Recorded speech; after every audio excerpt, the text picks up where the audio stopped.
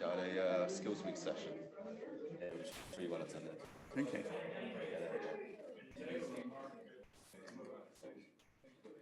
Share the screen.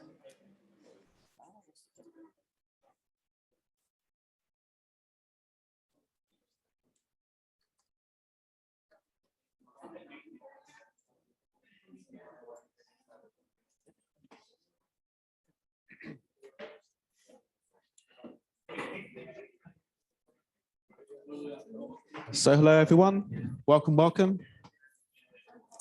Hello.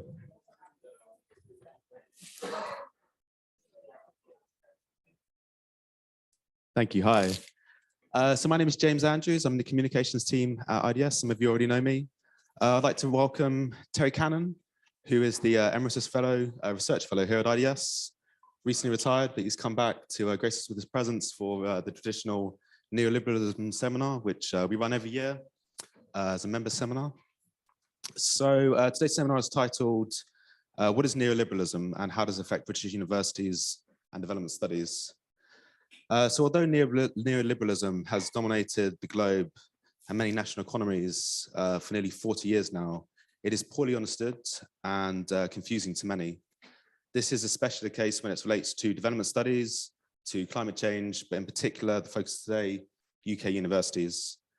In this seminar, Terry is going to explore the origins of the term and why it's so confusing will hopefully also be explained.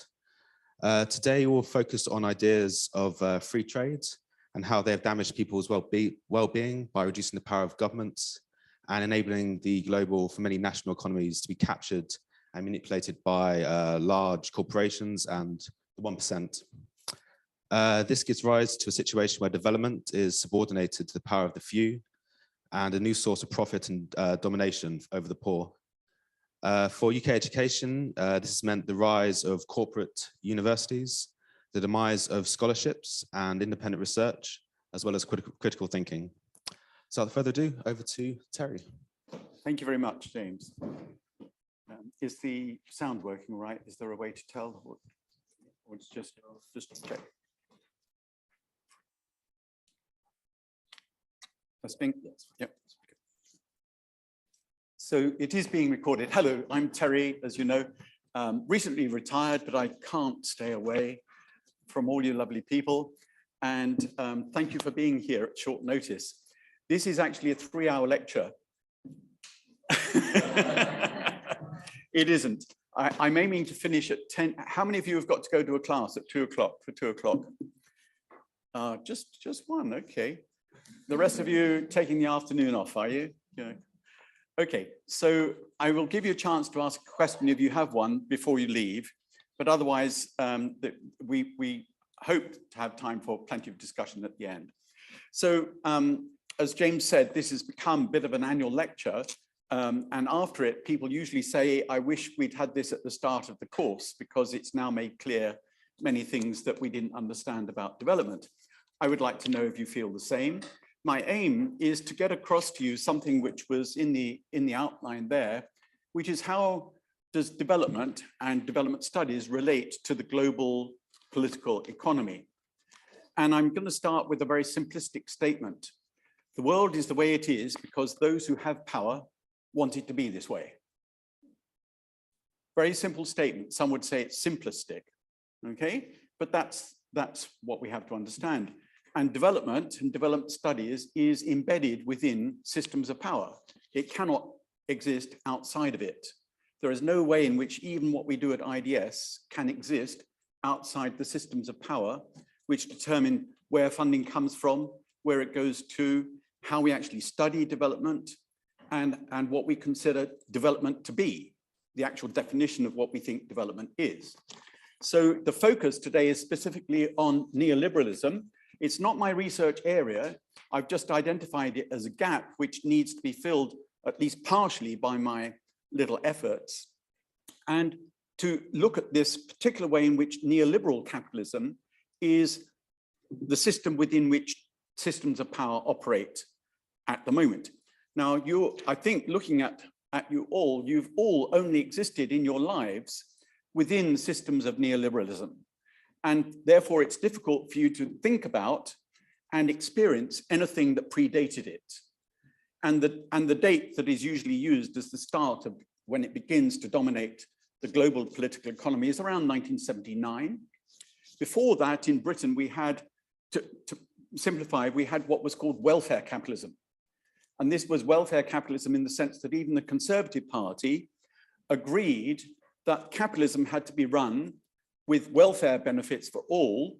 And the idea of capitalism under that system was that you needed a healthy, well-educated, well-fed workforce for capitalism to make its profit. And that was the idea, that you had a capitalist system which enabled that to happen.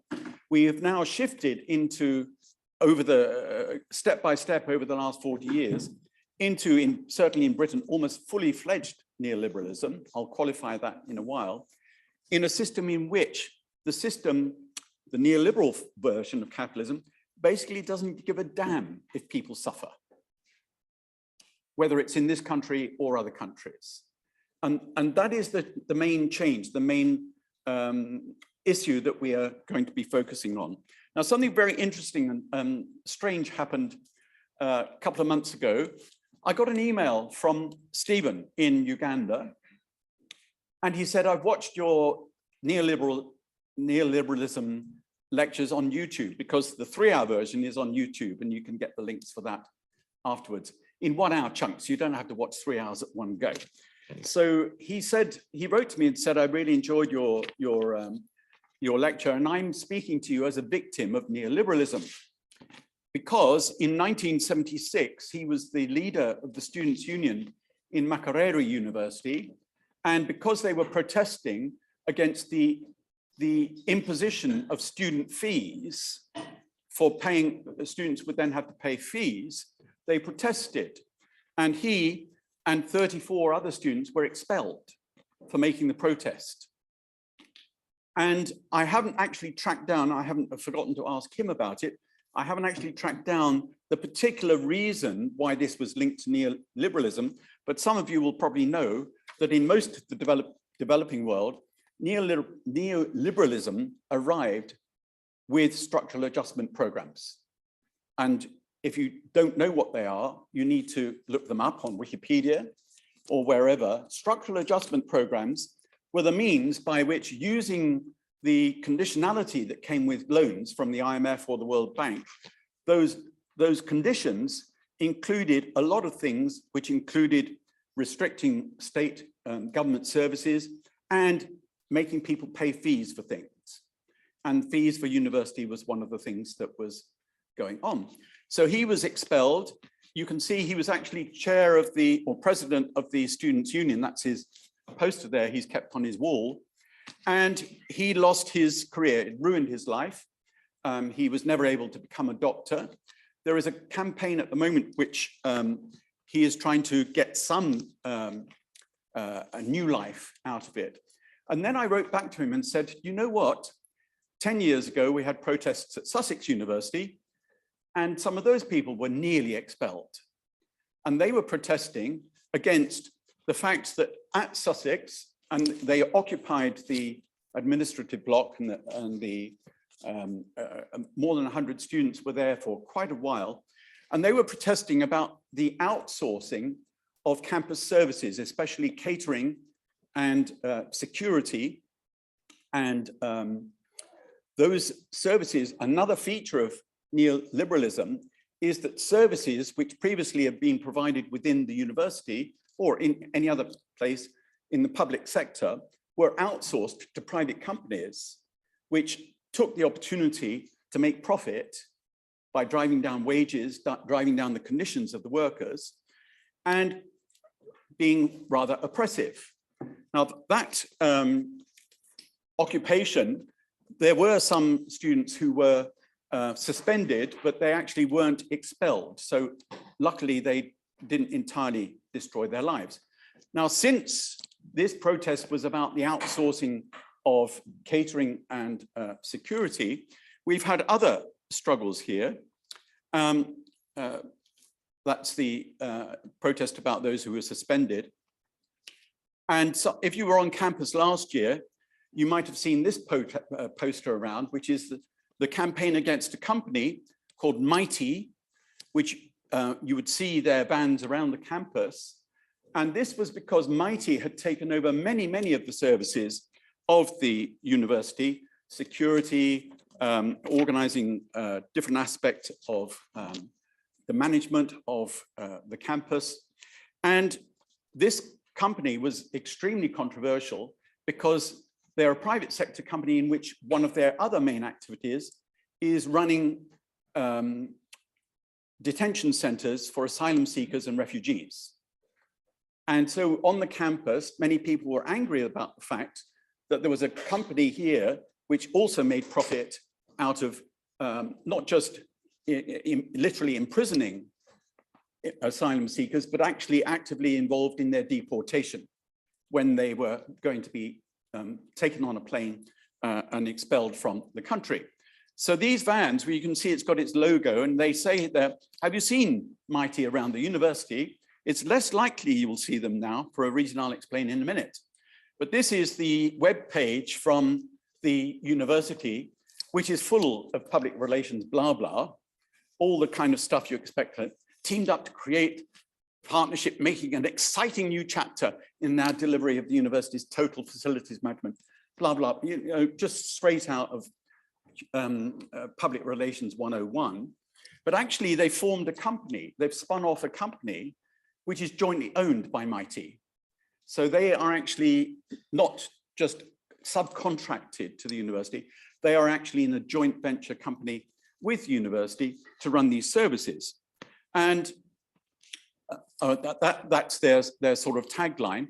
But this company, Mighty, is involved in disputes all over Britain about the low wages they pay, the poor conditions they have, to the point where in last year, people went on, this is nothing to do with the current strike in the NHS, this is just one hospital where many of the services had been put out to Mighty and they were protesting about not getting the living wage. And there was a lot of outrage over this because Mighty said, oh, we will lend you money until you get the wage that you're going to negotiate to get. So it's a very disreputable company, but the university has chosen it to be in its partnership. The point about, do you see them on campus? Well, something happened last year, which meant that they covered up all the logos. So you don't see them now. So this is now this. This is not actually on the campus. This is just ones that the campaigners have spotted to photograph. This very brave woman protested at her graduation 2 years ago, or last year, I can't remember, actually, last year, January last year, and wore this. Now, they are all trying to avoid looking at her. Do you see that? They're completely, so she's not there. We don't want to see her. And they also protested at the head office of Mighty, which is in Manchester, protesting in particular about their running of the immigration detention center and the this place, which is near to Dover, which houses asylum seekers and is used before they're deported, or they're processed there and some of them are then deported. So all of this is part of neoliberalism. This is the way in which the university is no longer employing its cleaners, its security staff itself. It's quite happy to do a partnership with other companies, which many people regard as having rather disreputable reputation in many ways, and in making profit out of deporting asylum seekers and refugees. But all aspects of British society have been affected in these ways. So one of the ways in which almost everyone in Britain who's got children has been affected is the fact that schools now compete to say how good they are. And as you go around, you might see these banners outside schools which say, we got a good rating, we got an excellent rating. The ones that got a poor rating never put up a banner, but this is the way that they compete for students. So instead of knowing that your local school is a good school, you compete to get your children into those that score as excellent. So it's been calculated in London where middle-class people can move house, They will move house to get near to a good school, which is getting excellent grades. There's a house price premium in the zone around those schools because richer people can afford to pay to get in to them. Now, this is also linked up with another key feature of neoliberalism, which is league tables. So you don't aim for everyone to be good or adequate. You publicize that some are excellent and others are poor, so you can make that choice. And these league tables, as they're called, are published by the government on the government website, so you can see how the schools are doing. Now, instead of encouraging all schools to be good, what happens then is teachers never apply to the schools that have got poor ratings, because why would you want to go to work in a school that's got a poor rating? And so the whole system is reinforcing the division between the top and the bottom. The other thing that's happened with neoliberalism is, in effect, many schools have been privatized. They've become what are called academies. Now, in the welfare capitalism version of education, the schools were administered by the local government.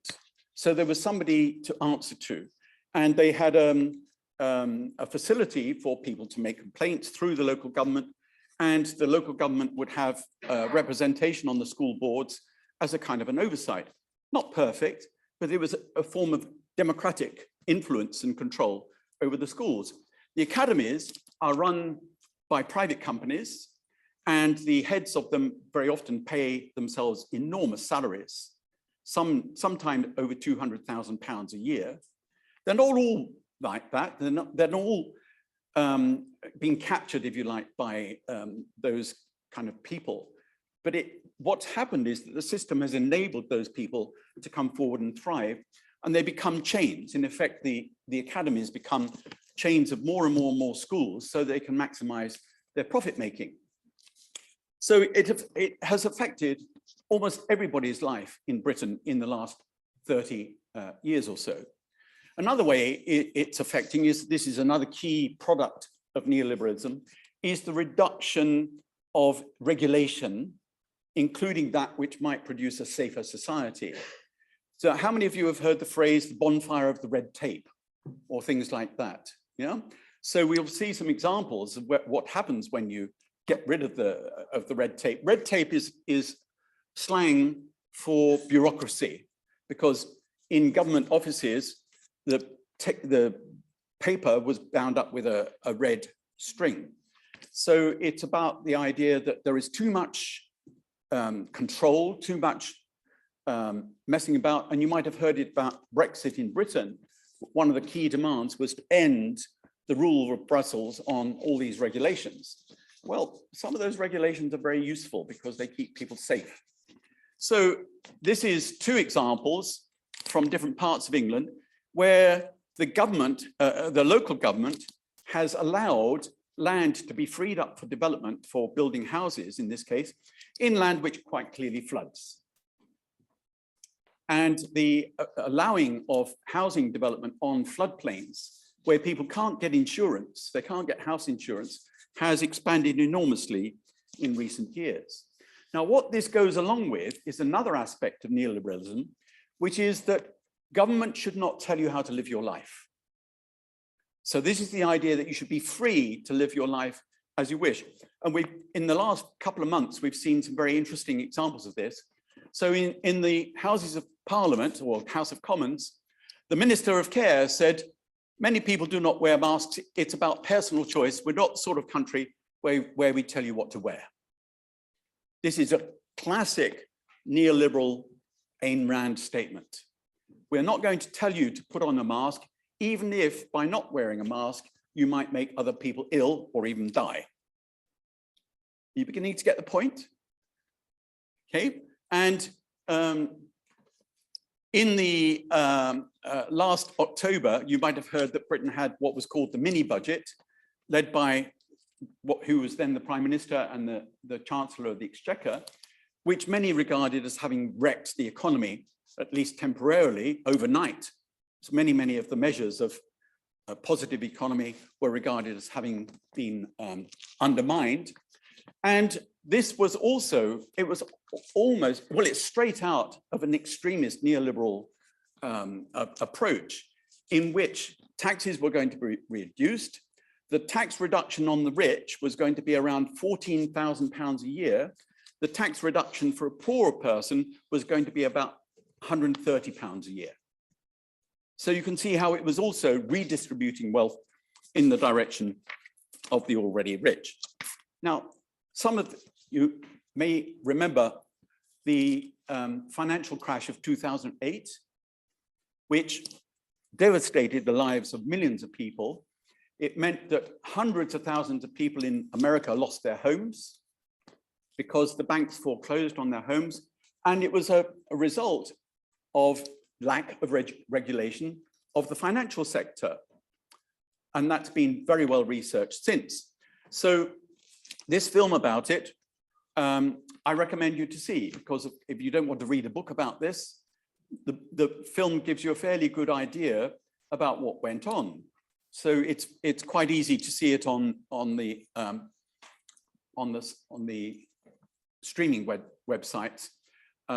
So highly recommended that you get up to date with that, because it shows that some people knew what was going to happen and their warnings were not listened to.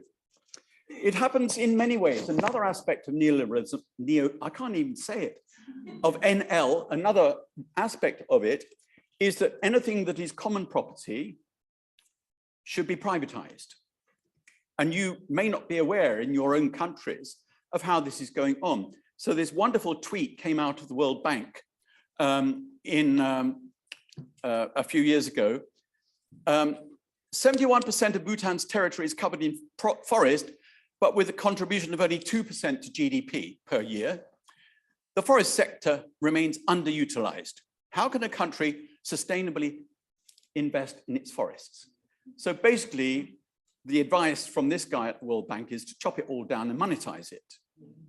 Okay, and this is actually from Jason Hickel's website. You might know of his books on his critiques of capitalism and growth. He has a book which argues for no growth.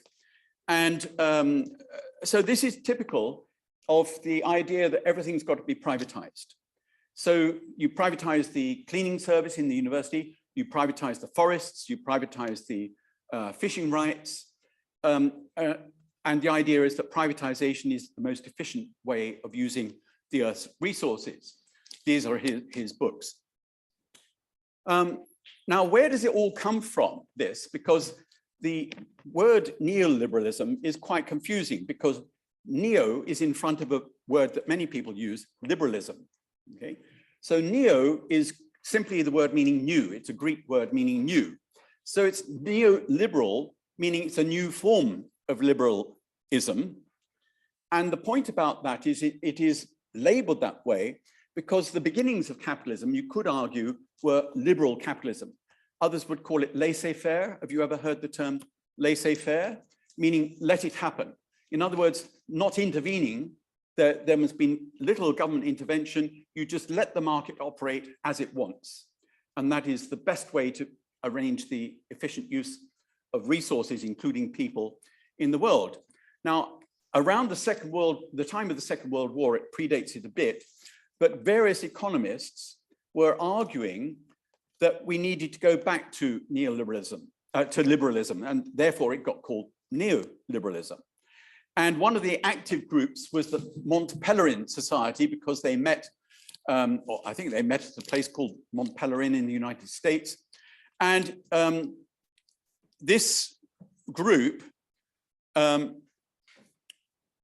this is an interesting quote. I don't want to take up too much time reading quotes, but the position of this is their view, the position of the individual and the voluntary group are progressively undermined by the extensions of arbitrary power.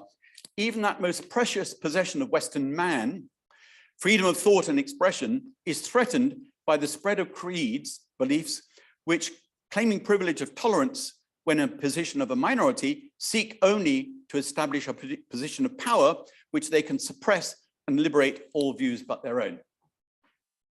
You would recognize some of those feelings. So that's their statement of aims in 1947. and I believe it's still on their webpage now. Their goal, their mission statement hasn't really changed. And all elderly white men like me, they have a number of economists who have won Nobel Prizes on their board or members of it.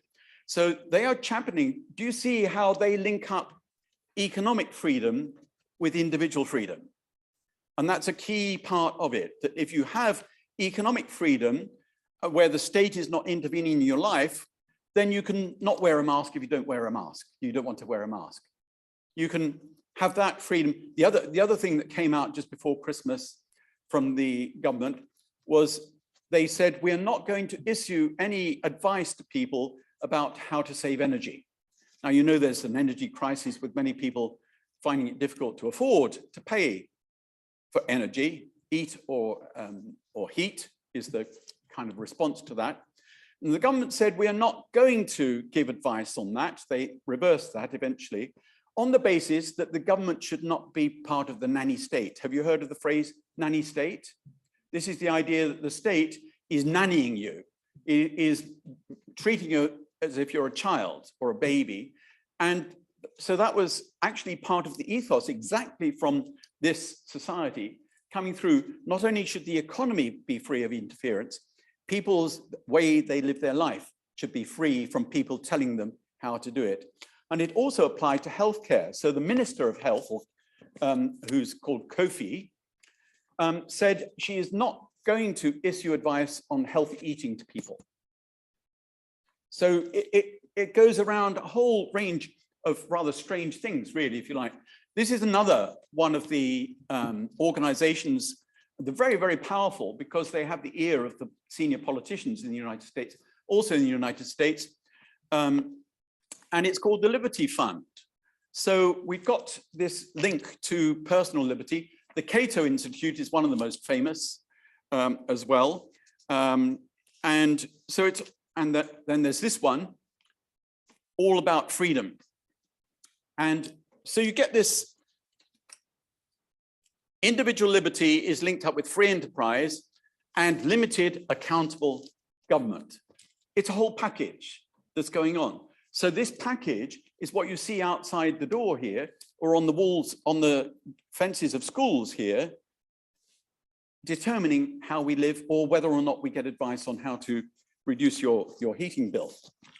And the people who were advocating this, they got two very powerful champions in the late 70s. So Reagan and Thatcher became champions of neoliberalism, and it was nicknamed Reaganomics after him. And that, because they were in government, they were able to push for this very, very strongly. And unfortunately, when the Labour Party took back control in Britain from the Conservatives, they didn't do much to change that. So there's been quite a significant kind of continuation of Reaganomics or Thatchernomics, even under Labour governments. I won't have time to read that. It's a very, very useful definition. I will make the slides available and the recording will be available as well if you want to look at it. So this is quite a useful summary. So we can summarize it by saying that it's about creating markets where they didn't exist before. So especially common property access. So land rights, and many of you are from countries where there's been forced selling of land, land grabs, or privatization of public land, and transferring public services to private ownership.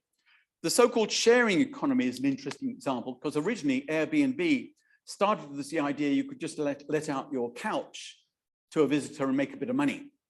Well, it's become a multi-billion business, which is very far from the idea of sharing a resource with people who don't have enough money to go on a holiday in that place. And then social media is an interesting example of it because, as you all know, you ask the question, what is the product of social media? We are the product.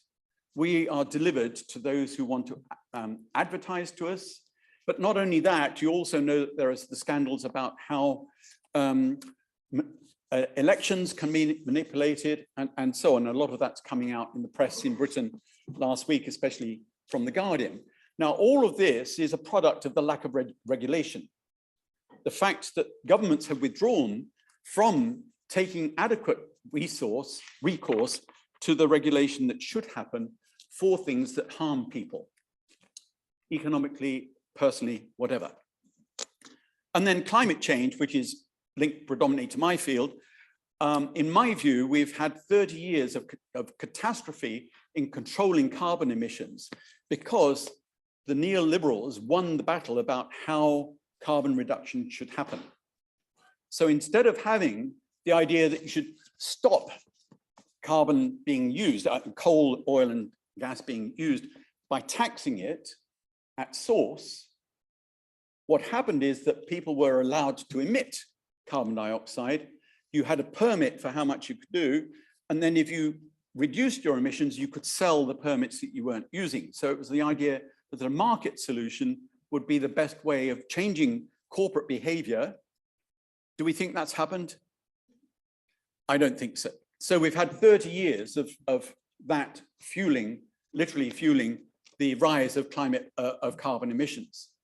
Now, this I mentioned before, which is the main way in which neoliberalism was extended to other parts of the world, because many other parts of the world, you might know that in Africa, many governments aspired to having a socialist outlook. African socialism was very well known. Other countries tried to have planning, like India and Bangladesh, and those became extremely difficult to maintain if you ever needed to borrow money, short-term or long-term, from the World Bank or the IMF, because you then, as part of the loan, had to fulfill certain conditions. And these conditions were bound up in what were called SAPs, structural adjustment programs, which were all about restricting government spending, including on healthcare and education, insisting on people paying charges for water or health. And I remember going to Uganda in 2000 for a research project, and I had to go to the World Bank office, and I met there a woman who was charged with overseeing the way in which they were going to implement changing the agricultural extension system.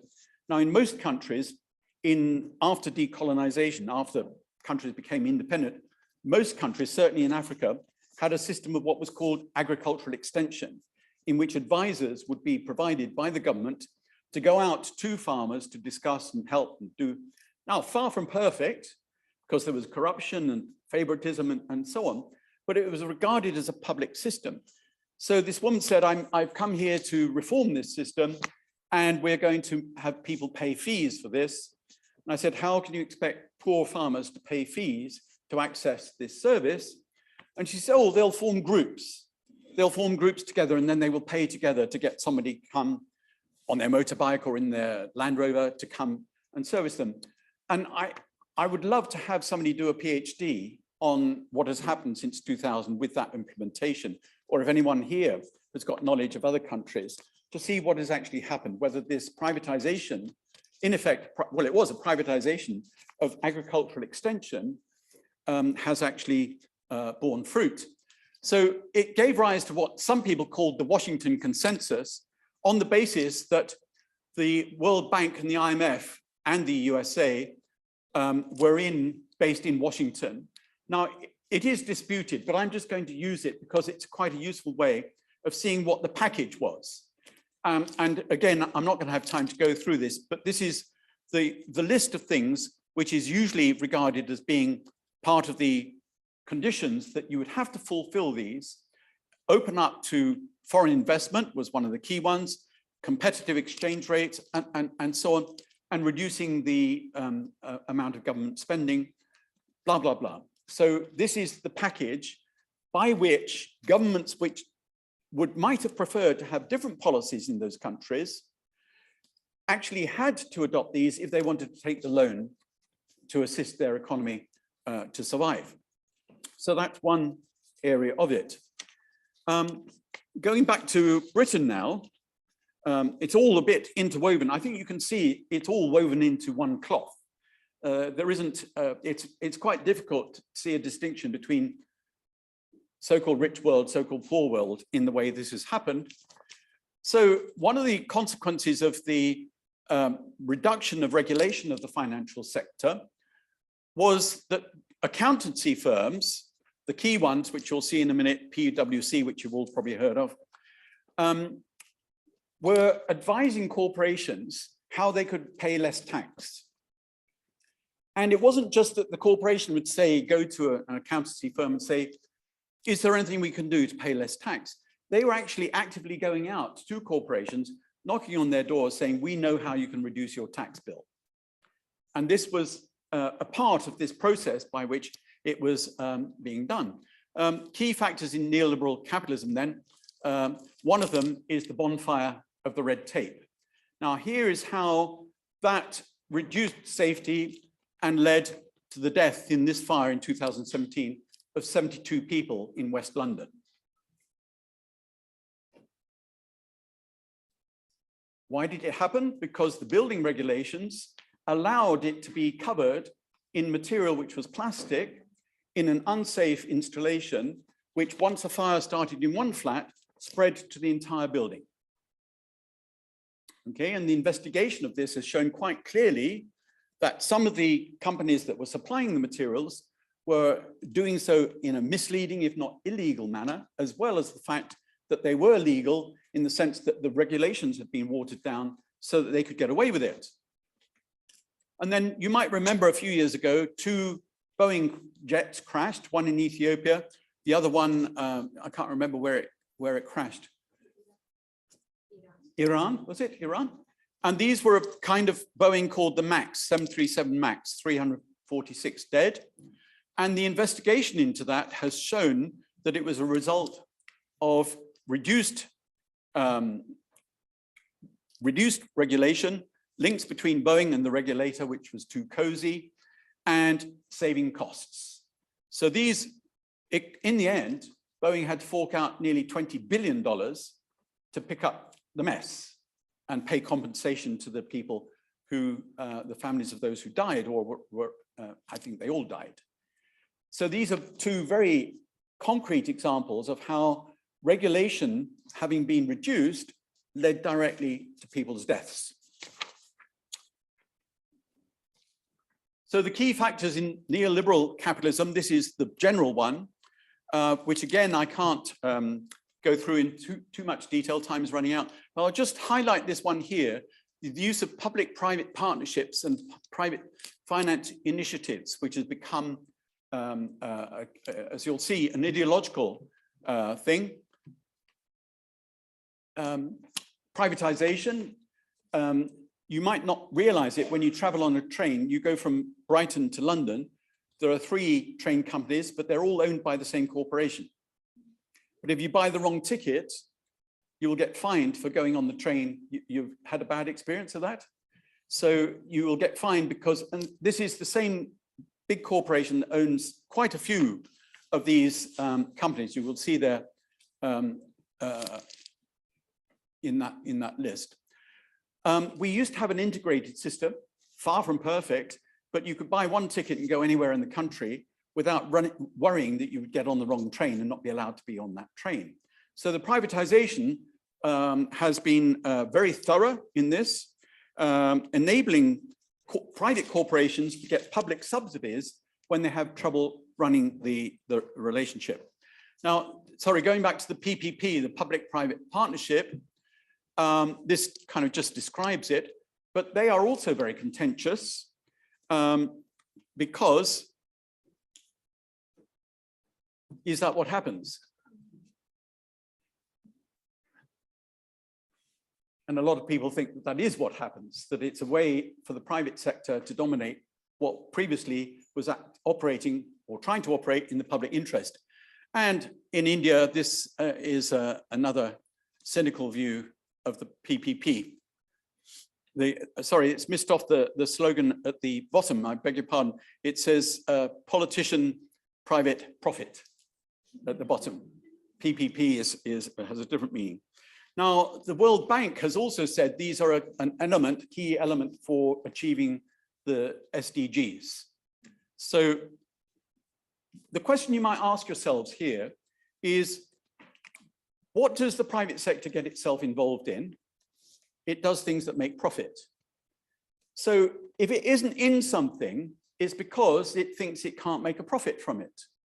So under what conditions in a public-private partnership will it be possible for the private sector to become satisfied? And the only way that can happen is if something happens that transfers wealth to them to make them profitable, as with the railways in Britain or many of these corporations. So again, the deregulation of the financial sector and the banks has led to a number of scandals.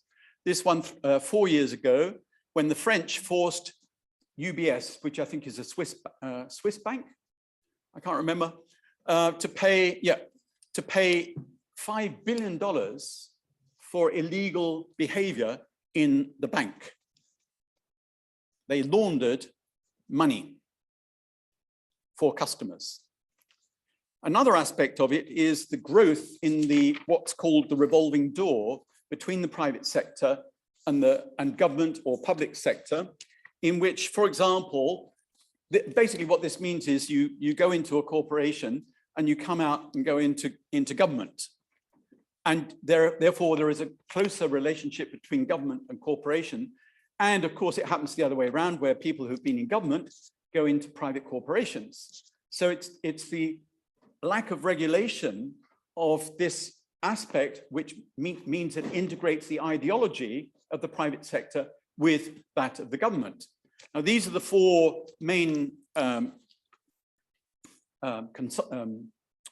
accountancy firms. What's interesting is that under neoliberalism, they've spread from being accountants to being active profit makers. So they now engaged in bidding for work and projects and other things. A few years ago, the man represented here, the chief of the tax department of the UK government, Dave Hartnett, left the government, left the Inland Revenue, and a few months later joined one of these, Deloitte. Now, there's already coexistence between them, because these companies provide people to go into government, into the treasury, to help them write the laws. So they're already manipulating how British law is written in the interests of private sector corporations. But in this case, he comes straight from or almost straight from the treasury, and even the Daily Mail, which is probably the most right-wing newspaper in Britain, was outraged at this. So this was quite an interesting commentary that they even gone beyond that. I'll skip that. This is another aspect of it. And some millionaires and billionaires are begging governments, both in the United Kingdom and the United States, that they should pay more taxes because they agree what's going on is unfair, which is quite an interesting take, including Warren Buffett, who I'm sure many of you have heard of. Now it comes down, it gets local as well, because water in Britain was privatized. The supply of water and clean water into houses and premises and dirty water out was privatized about nearly 30 years ago now. So Britain is not one organized water company. It is about 20 private sector companies which are making profits, very high profits, out of running this. And it becomes ludicrous because in the house I used to live in, near to Brighton, we had one company which supplied the clean water in and a different company that took the dirty water out. I mean, how crazy can it get?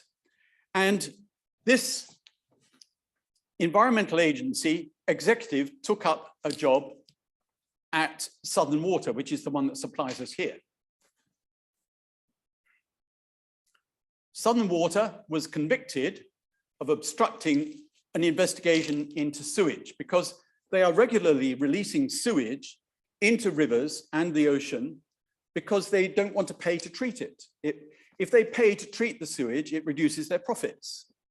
And so they are regularly, hundreds of times a year, releasing dirty sewage water into clean water. And there's a huge scandal going on about the quality of water in rivers. And you might have heard that there's, you know, surfers have to surf, obviously, in the ocean. And there's actually a campaign group called Surfers Against Sewage, because they don't want to be out there surfing in this muck. University of Sussex has an advisory board for the Business Studies School. Okay. And what the board does, okay? Can you guess one of the members of the board is from Southern Water, and he used to work for the government. So we have the revolving door going on here, right on our doorstep. And also, you could argue that what goes on in the business school is in many cases the direct opposite of what IDS tries to achieve in terms of fairness, equity, dealing with poverty and other issues like that. So it's quite interesting. Southern Water was fined 90 million, I haven't the year on that, sorry, for deliberately releasing sewage into the water. And this is, again, background to all that's happened.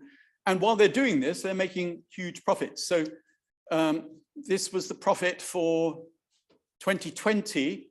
Southern Water revenue turnover 820 million. Of that, they made 139 million profit. That's a huge profit ratio. So those are the ones I've mentioned already. So these firms were actually criticized by the Prime Minister in 2013 for doing this, going out and selling their services for reducing tax. So it got to the point where even the Prime Minister had to say something about this process going wrong. At the same time, the government was giving them large contracts, including, for example, PwC at this time had a huge contract to run a program on climate change. Can you trust that it would be doing the right thing? Anyway, maybe if you have a question, you could email me. Would that be all right?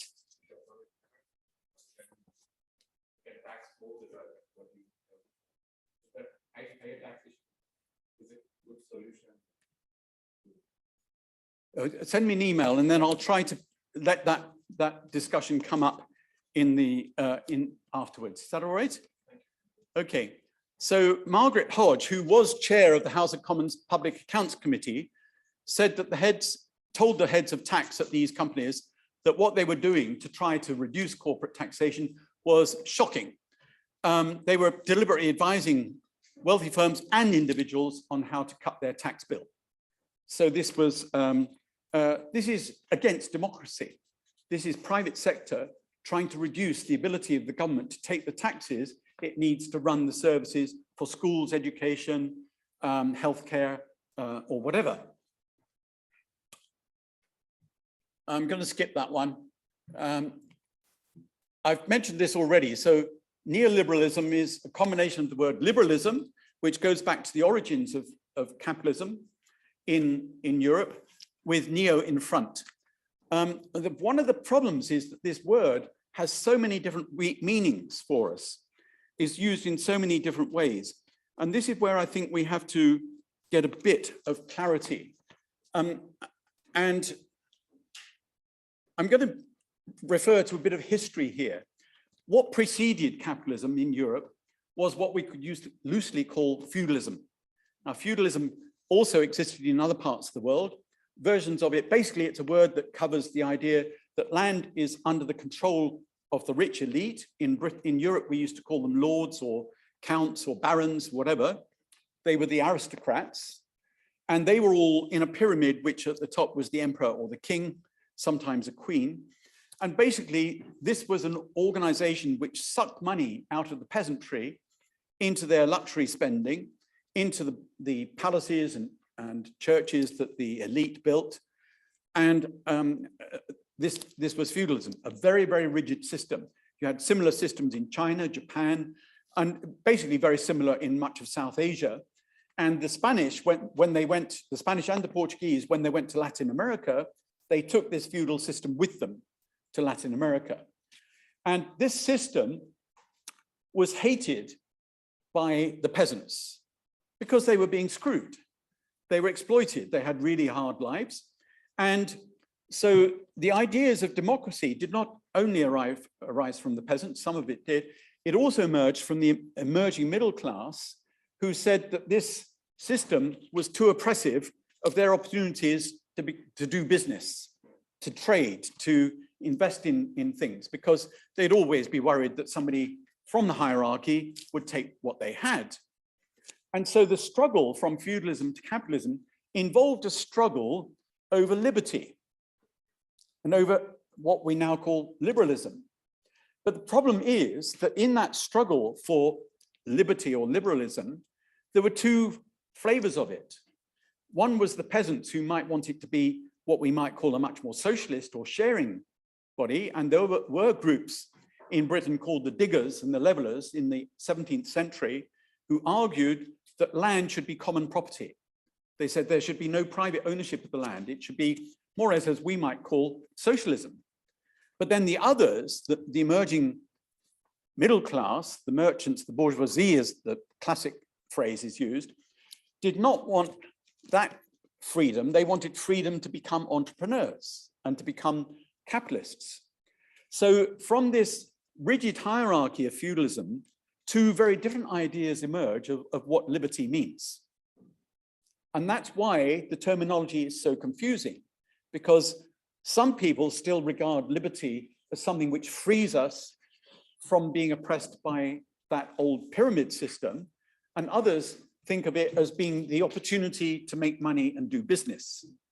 And that is basically a very simplified way of understanding the way in which this confusing terminology has arisen, because we have classic political terms, you know, left wing and right wing or conservative. The left wing might say we're liberal, especially in the United States, people would describe themselves as liberal over this side. But on the right wing, they would say we're in favor of liberty, like those websites I showed you. They both claim that they want freedom. The issue is freedom from what? Okay. On this side, it's freedom from interference by government. On this side, it might be freedom to have our lives regulated by government so we get a fair share. And in terms of, and this is where IDS as an institution comes in and our understanding, our research comes in, what is it that causes a problem? Very simplistically, how would you explain why people are poor? So a neoliberal version of that would be to say people are poor because they don't work hard. They're lazy. Okay? There's no understanding of a systemic explanation of what the cause is that's going on. Whereas on the other side, it's quite clear, and this is where IDS would place itself, is that the reason there is inequality and poverty is because the system has dictated that that is how people have to live.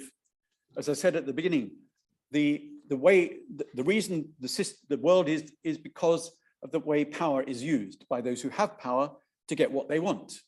So poverty is not an accident, it has causes.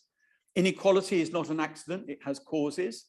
And you can see how it's argued about in this kind of thing. So here, small government, you don't want big government because it restricts the opportunity to make money. On this side, the government should moderate market failures. Has anyone ever had an idea that the private sector in any country would solve the housing crisis or enable people to have access to healthcare? No. Or even education, basic education. The private sector does not want to do it unless they can make profit out of it, as I showed. So the basic thing is that if society determines that it wants those things for its people to have less poverty and greater equity, then they have to come from the government.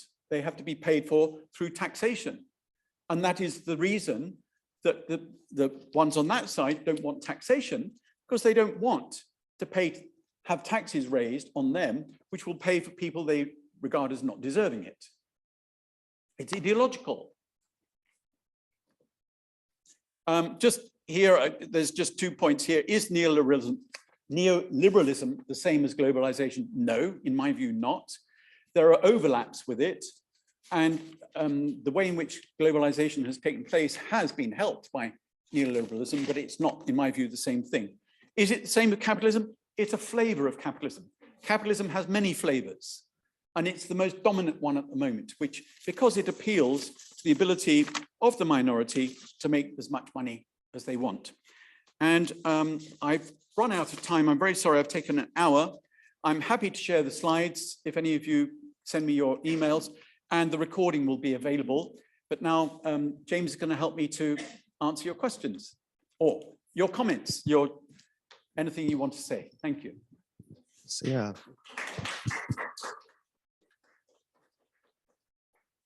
So yes, thank you so much, Terry. I do have a question, but I might save it to the end. Okay.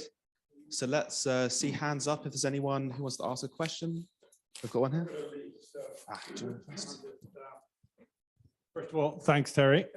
Always useful to have a refresher on neoliberalism and putting it into context of history and the right and left debate of the second part of the 20th century.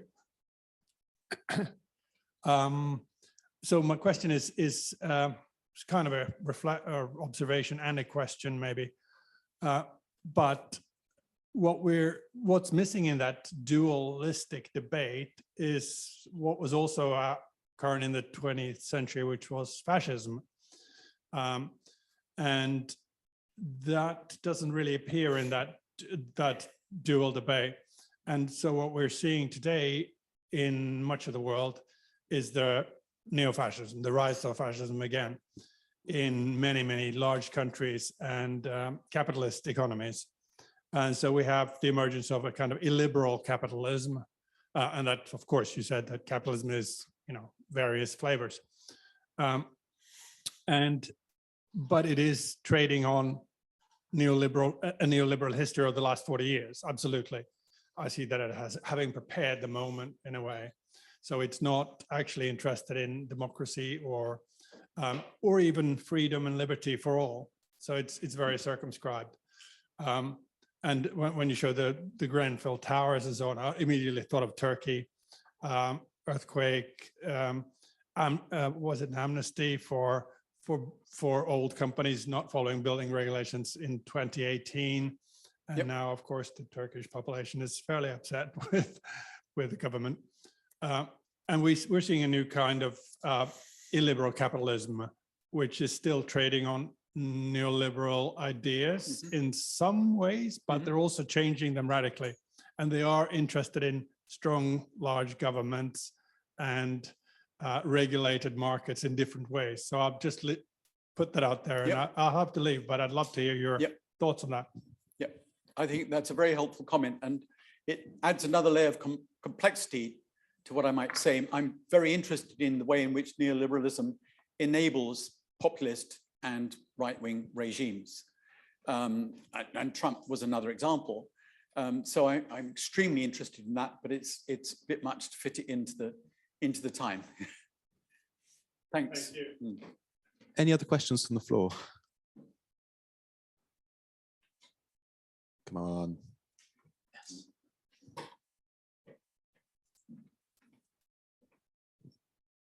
Thank you for your presentation. It was really interesting. I would like to ask, in both, I don't know how much does it relate to the question, but there is a saying like under capitalism, man exploits man, and under communism, it's just the opposite. So, I mean, is it lack of imagination on the left or left wing or left liberals that there is another options beyond the neoliberalism that we are facing the problem? Because even the communist countries or socialist ones, they tend to lastly follow the same ones. For example, the China also at last is also using the same, I mean, corporate capitalist kind of thinking, except the political one. So what's your thought on it? Okay. I was not, I mean, this phrase under capitalism, man exploits man, and under communism, it's exactly the opposite, is very catchy, but I'm not advocating for communism. If anything, I would love to return to welfare capitalism. I never thought I would say that. You know, when I was a student, I was campaigning against capitalism before neoliberalism had taken hold, because there were very good reasons to be anti-capitalist, even when it was welfare capitalism. But welfare capitalism, in my view, in Britain, would be a huge advance over what we've got.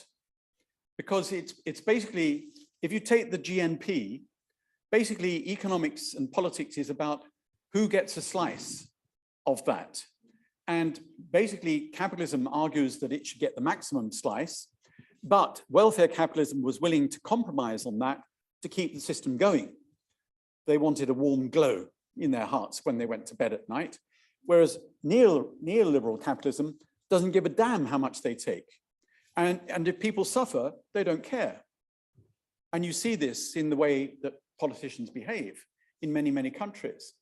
And so this distribution, the argument, if you like, between the Labour Party and the Conservative Party now is over this distribution of the GDP. So if it comes back to more being available to the government, then it can pay for better healthcare, it can pay for better education, et cetera, et cetera. And so that's the very basic argument, is about what flavor of capitalism is going to do, given that communism is unlikely and untrustworthy. What is the flavor of capitalism that might actually bring better life to people? Any other hands up? Yes.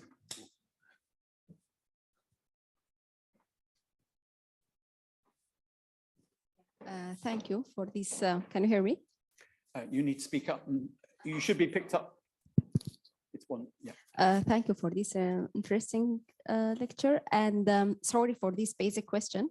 What the difference between the capitalism and the capitalism welfare? Because I don't know, as I didn't know about the new liberalism.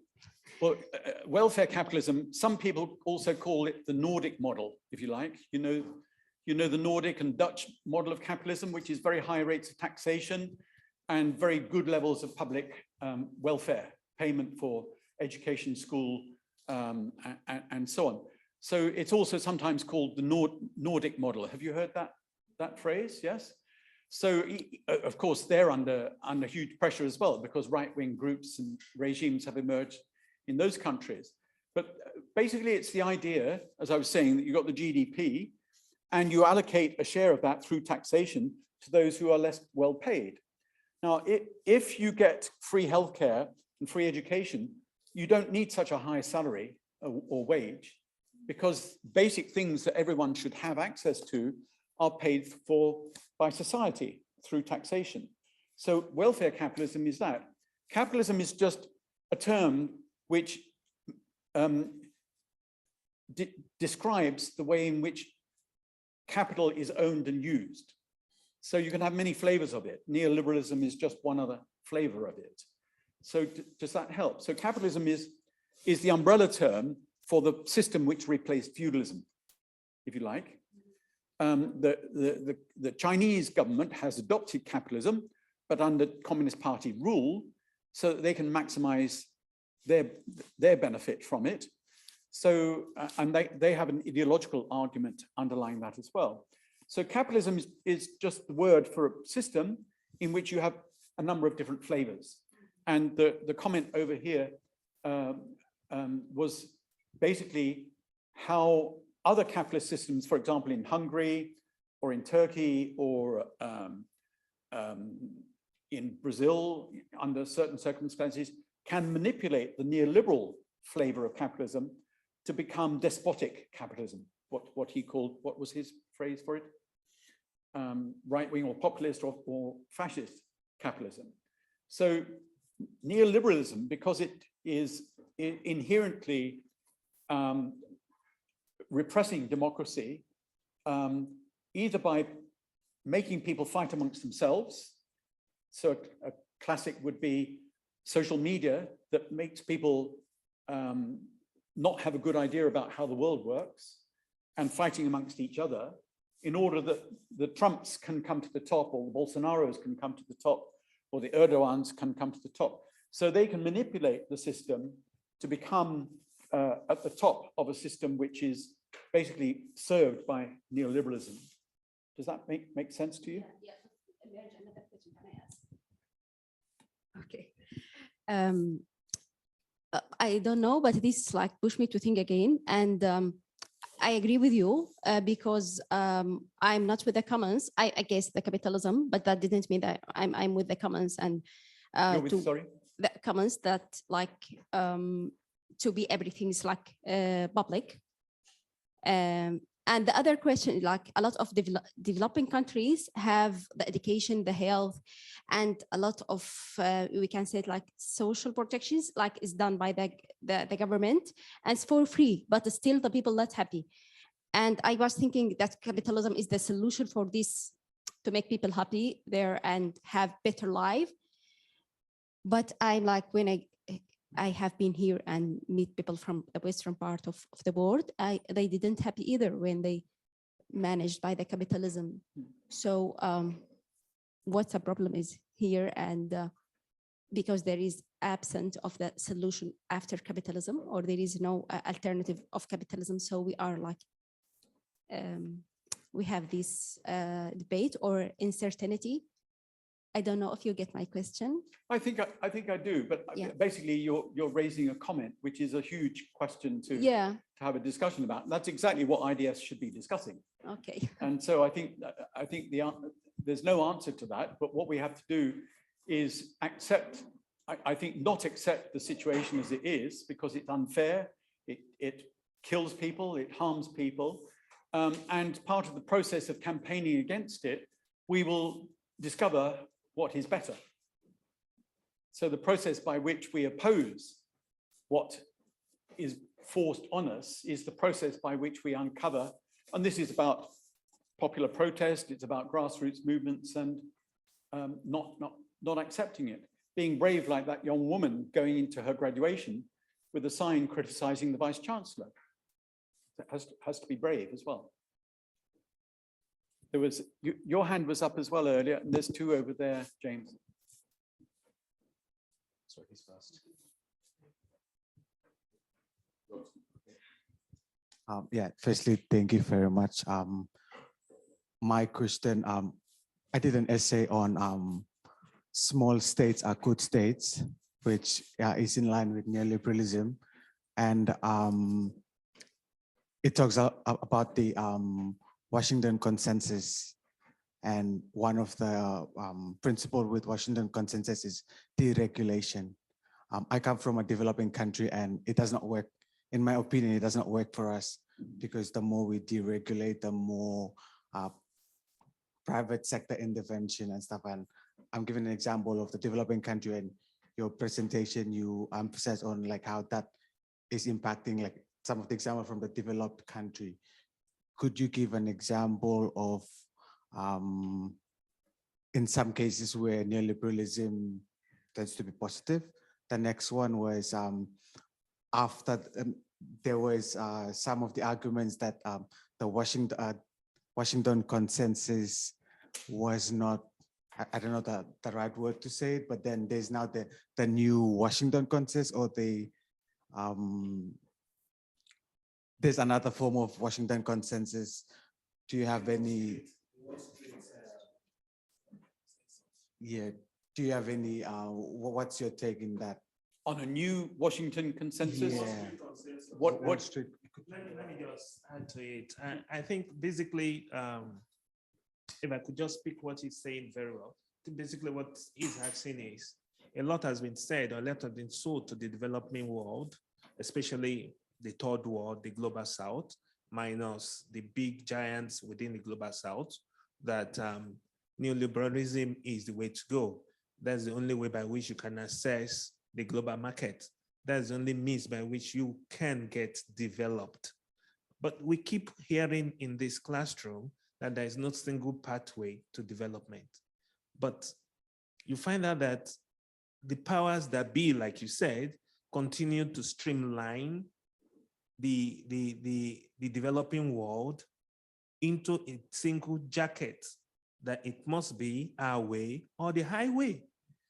Most often than not, you find out that people like you get employed by them to come down into Africa, into the Caribbean islands, to tell our leaders, this is the way to go.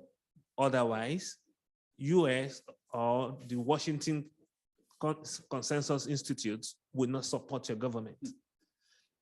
Coming back to the new age that we are in, you find out that financialization, which is the Wall Street consensus, have taken over every place.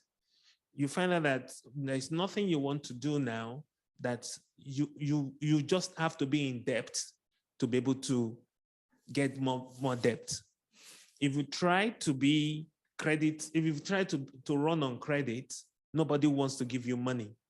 It is how much you have been able to rank up debt that gets you more access to more debt. The African country, the third world country, cannot even access the debt. Their debt profile is nil. How would they be able to even be able to access the debt? So my question, follow up to his, is how do the developing countries get to negotiate effectively and get to design their own system of economic development that will suit them amidst all these neoliberalism, capitalism? Can they coin their own world? Yes, I know China is trying to come up with the Asian development. Get to the point. So to the extent I can get, I mean, useful comment, but to the extent I can get a question out of that, what would it be? Because a perfectly valid comment for you to make the comment. If you take the last part, which is about current leaders and countries being forced into one type of jacket, a straight jacket, I entirely agree. And I think there are hardly any governments in the world which are trying to find a different way. And so they're all complicit in accepting this approach and this system. And that's because many of them are wanting to line their own pockets. And but the West goes along with that. I mean, a classic example is the leader of Rwanda, which is now the country which has accepted to take Britain's asylum seekers while they're processed. And this is a president who has been criticized for human rights abuses, but has received a lot of British aid and regarded as a champion of good practice in Africa. And so this is where you begin to question what goes on in development as well, and even in so-called development studies at IDS.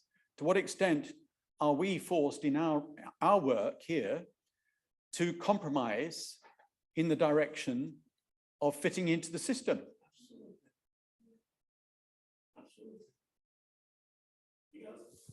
Let somebody else go now for a minute. Yeah, we can carry on in the cafe. Do we have another question?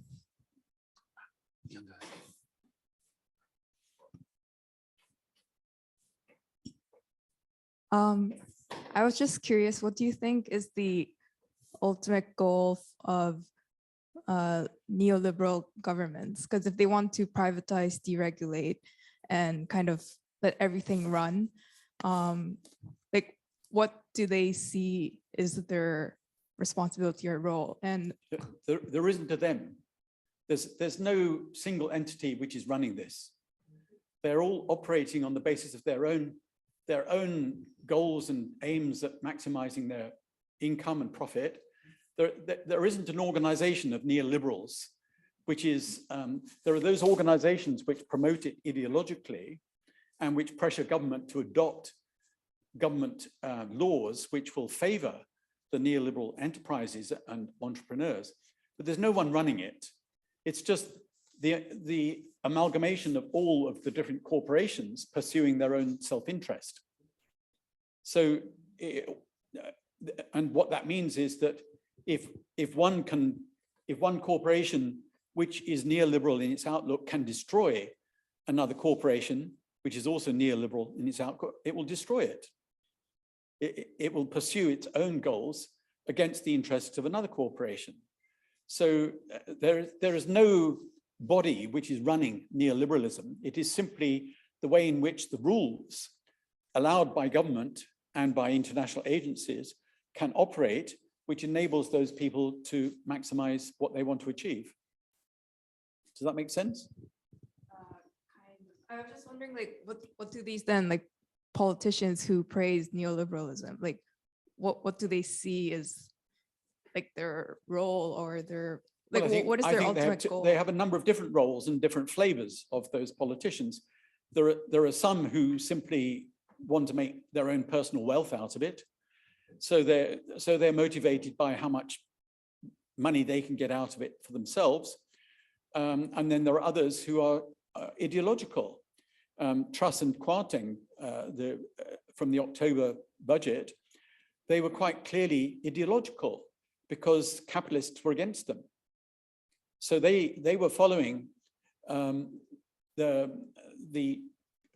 real ideology of neoliberalism, which actually does not always suit all capitalists. So they were ideological. They believe in it like a religion, like the health minister who says the government should not give people advice on how to eat safely. They are members of a religion, but they're not running companies. They want companies to run on the basis of that religion. Do you understand what I mean by saying it's like a religion? It's about a belief, a faith in something which can't work. Well, it works in some ways, but not others. We might have time for one more question. There's a hand. Yeah. No, it's for the recording, unless you don't want to be recorded. Okay, all right. So my question is neoliberalism sustainable? Well, you've used a word which I hate and forbid students from using. Yes, that's why. So it's two words that you hate. You mean, will it last? Yes. Well, And that's very different from the idea of sustainable. Okay. Sustainable in the environmental sense. No, it's completely against Yes. environmental well-being. Yeah. It's a major factor in wrecking the world. But if you mean, will it last? Will it have longevity? Yeah. Yes. Really? Why not? Okay. What's the process? The processes by which it can be constrained Hmm. or contained are government regulation. And they are capturing more and more governments. Hmm.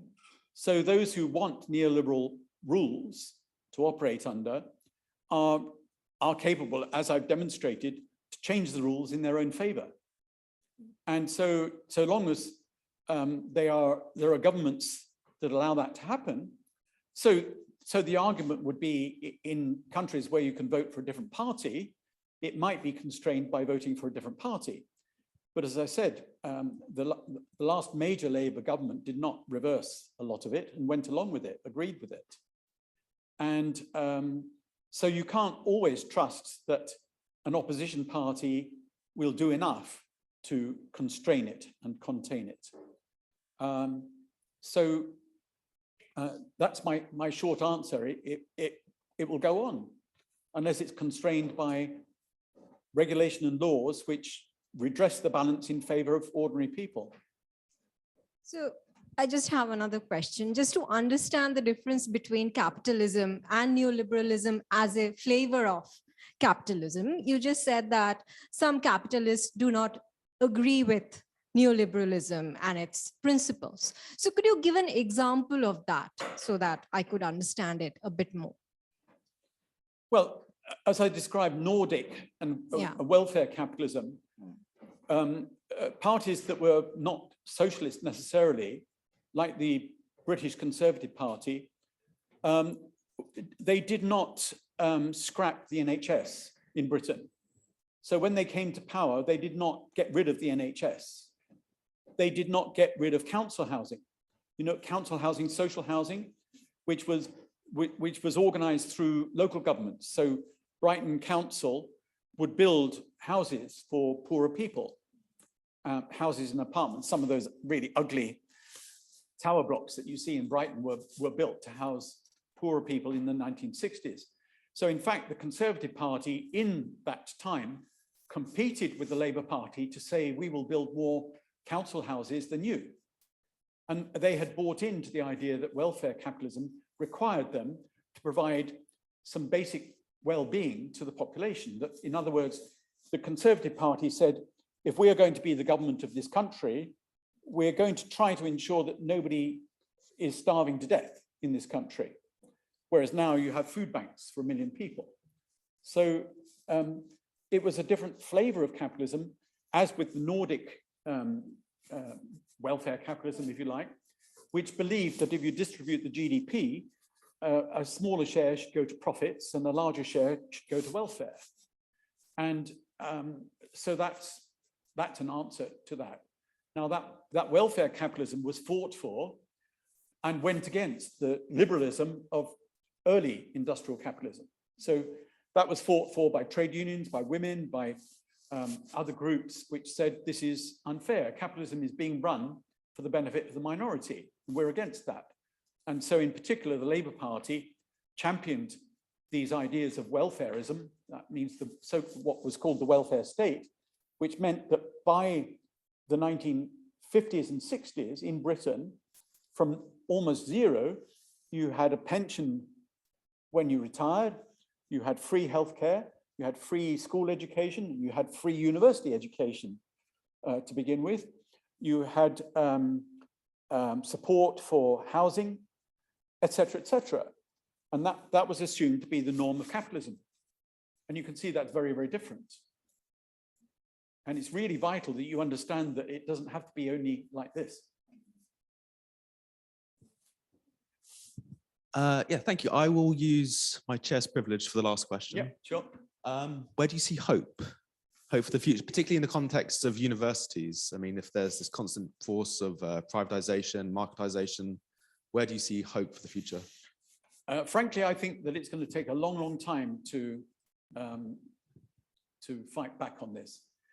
I mean, in the short run, the idea that there might be a new government of Labour or coalition of Labour, which redresses the distribution of wealth in the country, I think that would be a very positive thing, but they might make too many compromises. The problem is that social media and the general media in Britain has created an environment now where people vote against their own interests. And we've seen that with Trump in the United States. So we don't have democracy in Britain. We have a media system which molds public opinion against the interests of the people who then vote. And so it's going to be a really, really long struggle. And it's going to require lots of grassroots activism, some of which goes on Extinction Rebellion and anti-racism. But there is not much popular unrest against the way the system operates in a way which can provoke new ideas and thinking. So I think it's going to take a long time. That's a nice note to end on. Thank you.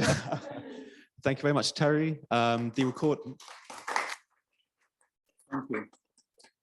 recording will be up on the IDS YouTube channel, along with the 3-hour previous lecture, which is slightly quite different to this one. We can share on the slides as well if you wish as well to revisit this. Yeah, thank you very much for coming, and yeah.